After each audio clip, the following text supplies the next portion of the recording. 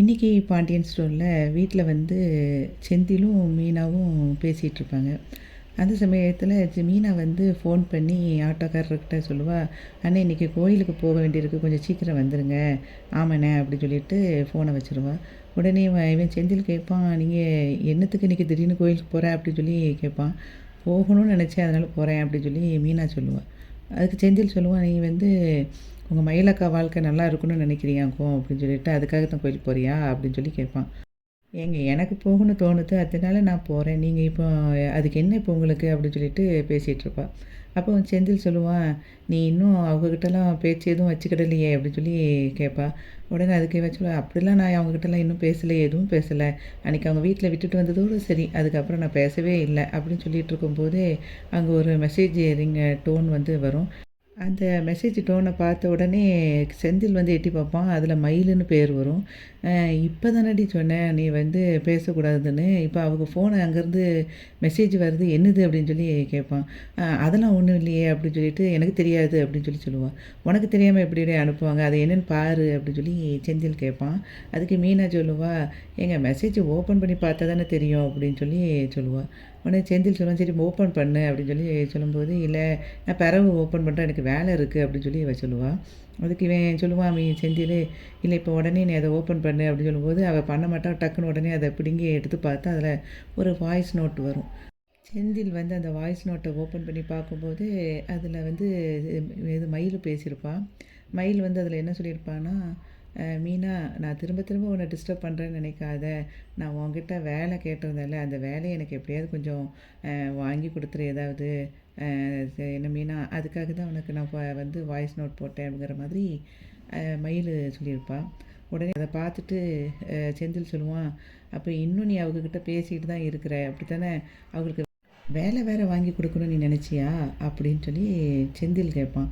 உடனே இல்லைங்க, அவங்க வீட்டில் மயிலக்கா ரொம்ப கஷ்டப்படுறாங்கன்ட்டு அன்றைக்கி சொன்னாங்க. நான் அன்றைக்கி விடும்போது சொன்னது தான், எனக்கு எப்படியாவது அந்த வீட்டில் இருக்கவே முடியலைன்னு சொல்லிட்டு ரொம்ப ஃபீல் பண்ணாங்க அப்படின்னு சொல்லி மீனா வந்து சொல்லுவாள். உடனே செந்தில் சொல்லுவான், அவங்க நம்ம வீட்டுக்கு எவ்வளவோ நிறைய பிரச்சனை பண்ணிட்டாங்க, இருந்தாலும் உனக்காக மட்டும்தான் நான் வந்து நீ அங்கே பேசுனதெல்லாம் நம்ம வீட்டில் நான் சொல்லாமல் இருக்கேன். நீ திரும்ப திரும்ப அவங்களுக்கு ஏதாவது பேசி அவங்களுக்கு வேலைலாம் வாங்கி கொடுத்தேன்னு தெரிஞ்சது, இனிமேல் அதுக்கப்புறம் உனக்கும் எனக்கும் பேச்சுவார்த்தையே கிடையாது. நான் வீட்லேயும் எல்லாத்தையும் சொல்லிடுவேன். நான் இந்த ட்ரிப்பு நான் வந்து உங்ககிட்ட பேச மாட்டேன்னு சொல்லிட்டு திரும்ப நான் பேசுகிறேன்னு நினைக்காத, ஜென்மத்துக்கு உங்ககிட்ட பேச மாட்டேன்னு அவன் எந்திரிச்சு போயிடுவான். செந்தில் கிளம்பி போனதை பார்த்துட்டு அவள் அப்படியே என்னடா செய்ய அப்படின்னு சொல்லி யோசிச்சுட்டே அப்படி உட்காந்துட்டு அதுக்கப்புறம் ஆட்டோவில் கோயிலுக்கு நேராக போவாள். வீட்டில் வந்து அரசியும் கோமதியும் உட்காந்துருப்பாங்க. அந்த சமயத்தில் பாண்டியன் அங்கேருந்து வருவான். வந்த உடனே கோமதி சொல்லுவா, ஏங்க உங்களுக்கு வந்து நீங்கள் ஃபோனில் பேசுனதை நான் கேட்டேன், நீங்கள் எங்கேயோ கிளம்புறீங்க போல இருக்குது, உங்களுக்கு அதனால நான் சாப்பாடு கட்டி வச்சுட்டேன், நீங்கள் உட்காருங்க, நான் வந்து காஃபி சூடாக எடுத்துகிட்டு வரேன், அதை குடிச்சிட்டு போங்க அப்படின்னு சொல்லிட்டு உள்ளே போயிடுவா காஃபி எடுக்க. அப்போ அரசி வந்து அவங்க அப்பாட்ட சொல்லுவா, எப்பா நீங்கள் சாப்பிடவும் இல்லை, இப்போ காஃபியும் குடிக்கலைன்னா அம்மா வருத்தப்படுவாங்க, உட்காருங்கப்பா குடிச்சிட்டு போங்க அப்படின்னு சொல்லிட்டு உட்கார சொல்லிடுவா. அப்போ அங்கேருந்து காஃபி எடுத்துகிட்டு வரும்போது அது தட்டி கீழே காஃபி வந்து அவள் கையில் கோமதி கையில் கொட்டிடும். அந்த சூடான காஃபி கொட்டினோன்னே அவள் கத்த ஆரம்பிச்சிருவா. அப்போ கத்த உடனே இவன் ஃபஸ்ட்டு பாண்டியன் வந்து கொஞ்சம் டக்குன்னு ஒரு மாதிரி ஃபீல் ஆவா. அதுக்கப்புறம் யோசிச்சுட்டு சொல்லுவான், ஒரு மனுஷன் எவ்வளோ நேரம் தான் நடிப்பா வீட்டுக்குள்ளே ஃபுல்லாக, எப்போ பார்த்தாலும் நடிச்சுக்கிட்டு இருந்தால் இது இது என்னது வீடா அல்லது நாடக கொட்டையா தெரியலை அப்படின்னு சொன்னோடனே அரசியும் அவளும் ஷாக்காகி பார்ப்பாங்க கோமதி. உடனே அரசி சொல்லுவா, எப்போ உன்னைக்குமே அம்மா கையில் சூடான காஃபி கொட்டிருச்சு அப்படின்னு சொல்லி சொல்லுவாள்.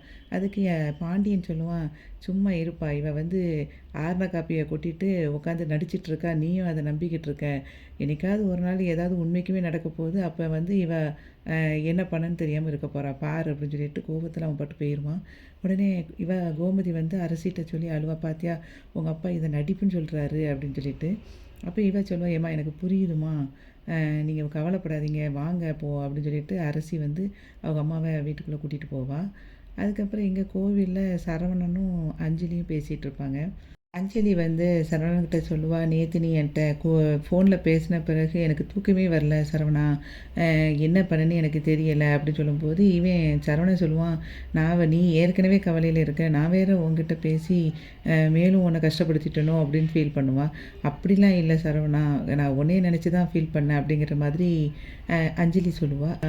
உன் பிரச்சனை என்னன்னு எனக்கு தெரியலை, நீ வந்து உன் ஒய்ஃப் வேறு டிவோர்ஸ் வாங்குறாங்க அப்படி இப்படின்னு சொல்லி சொன்ன உடனே எனக்கு என்ன பண்ணுன்னு தெரியல சரவணா, அதான் உன்கிட்ட பேசணும் போல தோணுச்சு அப்படின்ட்டு அஞ்சலி பேசிகிட்டு இருப்பா.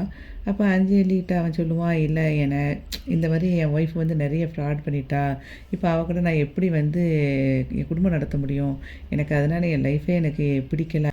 நம்ம வந்து நினச்ச வாழ்க்கையும் நம்மளுக்கு வாழ வழி இல்லாமல் போயிடுச்சு, கிடைச்ச வாழ்க்கையிலையும் சந்தோஷமாக இருக்கக்கூடாதுன்னு நம்ம 2 பேருக்குமே தலையில் எழுதியிருக்கு போல் அப்படின்னு ஃபீல் பண்ணிகிட்டு இருக்கும்போதே அங்கேருந்து இவன் வருவா, மீனா கோயிலுக்குள்ள. அப்போ அவளோட ரிலேட்டிவ் ஒருத்தங்க தெரிஞ்சவங்க வருவாங்க. வந்த உடனே அக்கா எப்படி இருக்கீங்கன்னு 2 பேருமே பேசிகிட்டு இருப்பாங்க.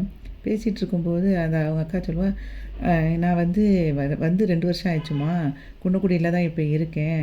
எங்கள் மாமியாருக்கு இப்போ ரொம்ப உடம்பு சரியில்லாமல் இருக்குது, அதனால தான் இப்போ இங்கேயே வந்து நாங்கள் வந்துட்டோம்.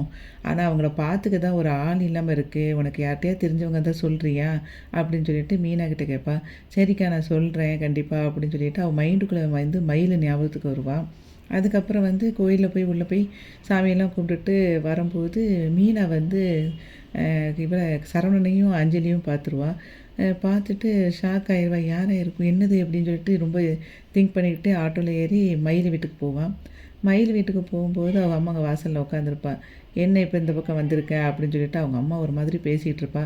நான் கொஞ்சம் மயிலக்காவை பார்த்து பேசணும் அப்படின்னு சொல்லும்போது, உங்கள் வீட்டில் உள்ளவங்களாம் எப்படி இருக்காங்க, அவங்க என்ன இவளை விரட்டி விட்டுட்டு நல்லா ஹாப்பியாக தான் இருப்பாங்க அப்படின்னு சொல்லும்போதுமே இவன் வந்து மீனா சொல்லுவாள், நான் மயிலக்காவை கொஞ்சம் பார்த்து பேசிட்டு போக தான் வந்தேன்னு சொல்லிட்டு டக்குன்னு உள்ளே போயிடுவாள். உள்ளே போயிட்டு மயில் வந்து அப்படி சோகமாக உட்காந்துருப்பா. அப்போ மீனா வந்து சொல்லுவாள், அக்கா நீங்கள் ஒரு வேலை கேட்டிங்கல்ல, இந்த வேலையை பற்றி தான் உங்கள்கிட்ட பேச வந்தேன்னொடனே, அப்படியா மீனா, எனக்கு என்ன வேலை இருந்தாலும் சொல்லு அப்படின்னு சொல்லி சொல்லும்போது, எனக்கு இந்த வேலை தான் உங்களுக்கு செட் ஆகுமான்னு தெரியல, ஆனால் அது எப்படி கேட்கணும் எனக்கு ஒரு மாதிரி இருக்குக்கா. நான் வந்து உங்களுக்காக சொல்கிறேன், ஆனால் எனக்கு கண்டிப்பாக நீங்கள் போகணும்லாம் கிடையாது அப்படின்னு சொல்லும்போது, என்ன மீனா, நான் ஹோட்டல்லே வேலை பார்த்துட்டேன், இப்போ இங்கே வேலை பார்க்குறது எனக்கு ஒரு பெரிய விஷயமா, எனக்கு அப்படிலாம் இல்லை, எந்த வேலைனாலும் நான் பார்த்துப்பேன், நீ சும்மா சொல்லு அப்படின்னு சொல்லும்போது, இப்படி அந்த அக்கா வந்து அவங்க அம்மாவை பார்க்க சொன்னதை இவ சொல்லுவாள். உடனே அதெல்லாம் நான் நல்லா பார்த்துக்கிடுவேன் மீனா, நான் இன்றைக்கே ஜாயின் பண்ணால் கூட ஜாயின் பண்ணிக்கிறேன், ஒன்றும் பிரச்சனை இல்லை அப்படின்னு சொல்லிட்டு, வா நம்ம இன்றைக்கி போய் பார்க்க போவோம், ஒன்றும் ப்ராப்ளம் இல்லைன்னு சொல்லிட்டு, அக்கா உங்களுக்கு மனசு கஷ்டமாக இல்லையா அப்படின்போது, அதெல்லாம் ஒரு கஷ்டமும் இல்லை, வா போவோம் அப்படின்னு சொல்லிட்டு 2 பேரும் சேர்ந்து கிளம்பி போவாங்க. அப்போது மீனா சொல்லுவா, அக்கா உங்கள் வீட்டில் கேட்பாங்களே, இப்போது நமக்கு அந்த வேலைக்கு போகிறோன்னு சொல்ல வேண்டாம், ஏன்னா அந்த வேலை கிடைக்காம போயிடுச்சுன்னா அதுக்கப்புறம் அதுக்கும் உங்கள் வீட்டில் ஏதாவது குறை சொல்லுவாங்க அப்படின்னு சொல்லும்போது, அதனால் நீங்கள் வெளியே வர்றதை வந்து எப்படி என்ன சொல்ல போகிறீங்க அப்படின்னு சொல்லி கேட்பா. அதுக்கு அவள் சொல்லுவா, மயில், அதெல்லாம் ஒன்றும் நினைக்க மாட்டாங்க, நான் வெளியே போனாலே போய் தொலைஞ்சாலே அவங்களுக்கு நிம்மதி தான், நீ வா எதுவுமே கேட்க மாட்டாங்கன்னு சொல்லிட்டு கிளம்பி போயிடுவா. போன பிறகு அவள் தெரிஞ்சவங்க வீட்டில் அந்த அக்கா வீட்டில் கூட்டிகிட்டு போவாள். கூட்டிகிட்டு போன உடனே அந்த அக்கா சொல்லுவாங்க, பரவாயில்லையே, எனக்கு வந்து நான் எத்தனை பேர்ட்டையும் சொன்னேன், ஆனால் யாருமே எனக்கு டக்குன்னு சொல்லலை, நீ உடனே கூட்டிகிட்டு வந்துட்டே மீனா அப்படி சொல்லிட்டு அதுக்கப்புறம் மயிலிட்ட சொல்லுவா, உன்னோட டீட்டெயில் எல்லாமே எனக்கு சொல்லிட்டாமா, நீ கூடிய சீக்கிரம் உன் மாப்பிள்ளை கூட சேர்ந்து சந்தோஷமாக வாழ்வமான்னு சொல்லிட்டு அதுக்கப்புறம் சொல்லுவாள், உனக்கு நான் சொல்கிறேன், அவங்களுக்கு எல்லாமே பார்க்கணுமா, சில டைமில் பெட்லேயே எல்லாமே மோஷன் கூட போயிடும் அப்படின்னு சொல்லும்போது, அதெல்லாம் ஒன்றும் பிரச்சனை இல்லைங்க, நான் பார்த்துக்குப்பேன் எல்லாமே, நமக்கும் ஒரு காலத்தில் வர வேண்டியது தானே, எல்லாருக்கும் நடக்கிறது தான், எனக்கு அது ஒரு பிரச்சனை இல்லைன்னு சொல்லிட்டு சொல்லும்போது மீனா வந்து அப்படியே ஷாக்காகி பார்ப்பா மயில. அதுக்கப்புறம் இவா சொல்லுவா, 10,000 நான் சம்பளம் தருவேன், ஓகேவாம்மா அப்படின்னோடனே எனக்கு போதும் அப்படின்னு சொல்லிடுவா. அவள் உள்ளே போன உடனே மீனா சொல்லுவாள், என்னக்கா எல்லாத்துக்கும் சரி சரின்னு மண்டையாட்டுறீங்க, நான் வேணால் சம்பளத்தை வேணால் உங்களுக்கு ஏதாவது பேசட்டுமா அப்படின்னு சொல்லி கேட்கும்போது, அதெல்லாம் ஒன்றும் பிரச்சனை இல்லை மீனா, எனக்கு வேலை கிடைச்சதே ரொம்ப சந்தோஷம்னு சொல்லிட்டு அந்த அம்மாவை போய் பார்த்துட்டு அந்த அம்மா படுத்திருப்பாங்க அப்படியே. உடனே அதுக்கு மீனா அப்படி ஒரு மாதிரி பார்ப்பா, என்னடா இப்படி இருக்காங்களே அப்படின்னு. இவன் சொல்லுவான், மயில், நான் சந்தோஷமாக அவங்கள பார்த்துக்கிறேன், நீங்கள் இவங்களை பற்றி நம்ம கவலையே படாதீங்க அப்படின்னு சொல்லிட்டு, நான் இன்றைக்கே வேலையில் ஜாயின் பண்ணிக்கிறேன் அப்படின்னு சொல்லிடுவா மயில். ராஜியும் கதிரும் வந்து இருப்பாங்க. ராஜி வந்து கிளாஸ்க்கு கிளம்பிட்டு இருக்கும்போது ஒரு ஹேர் ஸ்டைல் பண்ணிகிட்ருப்பா.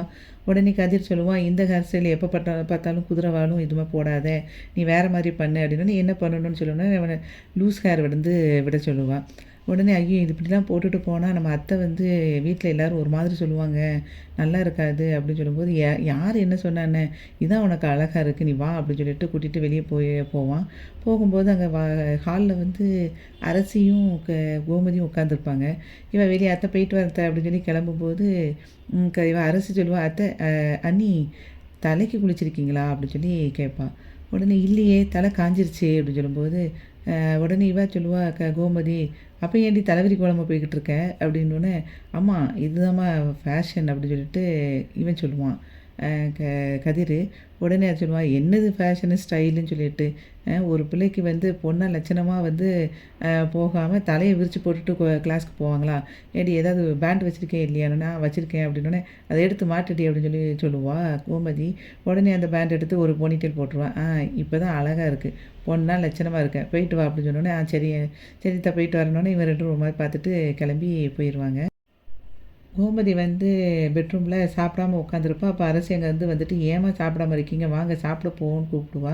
அவள் நான் சாப்பிடலாம் மாட்டேன் அப்படின்னு சொல்லி உட்காந்துருப்பா. அப்போ அவள் சொல்லுவா, அரசி ஏம்மா நீங்கள் இப்படி இருக்கிறத பார்த்து கூட அப்பா என்ன சொல்லுவாங்கன்னா, உங்களை வந்து நீங்கள் ட்ராமா பண்ணுறீங்கன்னு சொல்லுவாங்க, நீங்கள் வாங்க அப்படின்னு கூப்பிடுவா. நான்லாம் வரமாட்டேன், அவர் என்னமோ சொல்லிட்டு போகட்டும்னு ஆர்கியூ பண்ணிகிட்டு இருப்பா. அப்போது அரசி சொல்லுவா, உங்களுக்கெல்லாம் மீனாணி தான் சரி, நான் மீனாணிகிட்ட போய் கால் பண்ணுறேன் அப்படின்ட்டு உள்ளே போய் வெளியே போவா வாசலுக்கு.